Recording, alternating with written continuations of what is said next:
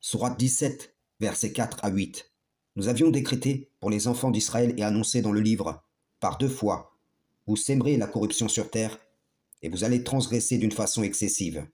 Lorsque vint l'accomplissement de la première de ces 2 prédictions, nous envoyâmes contre vous certains de nos serviteurs doués d'une force terrible, qui pénétrèrent à l'intérieur des maisons, et la prédiction fut accomplie. Ensuite, nous vous donnâmes la revanche sur eux, et nous vous renforçâmes en biens et en enfants, et nous vous fîmes un peuple plus nombreux. Si vous faites le bien, vous le faites à vous-même, et si vous faites le mal, vous le faites à vous aussi. Puis, quand vint la dernière prédiction, ce fut pour qu'ils affligent vos visages et entrent dans la mosquée comme ils y étaient entrés la première fois, et pour qu'ils détruisent complètement ce dont ils se sont emparés. Il se peut que votre Seigneur vous fasse miséricorde, mais si vous récidivez, nous récidiverons, et nous avons assigné l'enfer comme camp de détention aux infidèles.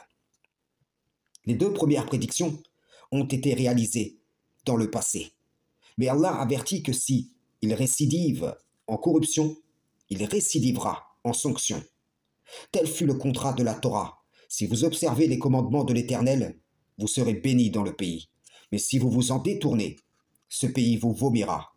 Je suis un témoin parmi les fils d'Israël envoyés en messager aux muslimines, et je vais porter en ce jour ce témoignage. Je ne suis ni pro-israélien, ni pro-palestinien. Ce qui oppose ces 2 peuples, ce sont les esprits qui les animent, les idéologies selon lesquelles ils ont été conditionnés. De sorte que, sans l'abandon du sunnisme, du chiisme, du sionisme, du judaïsme, ils sont condamnés à la haine et l'inimitié, à voir un même schéma se répéter, car ce sont en vérité 2 peuples qui ont dévié de la voie de l'Éternel. Si Moussa et Mohammed étaient parmi nous, ils seraient frères, mais eux qui ont dévié de ce qui leur a été prescrit sont ennemis.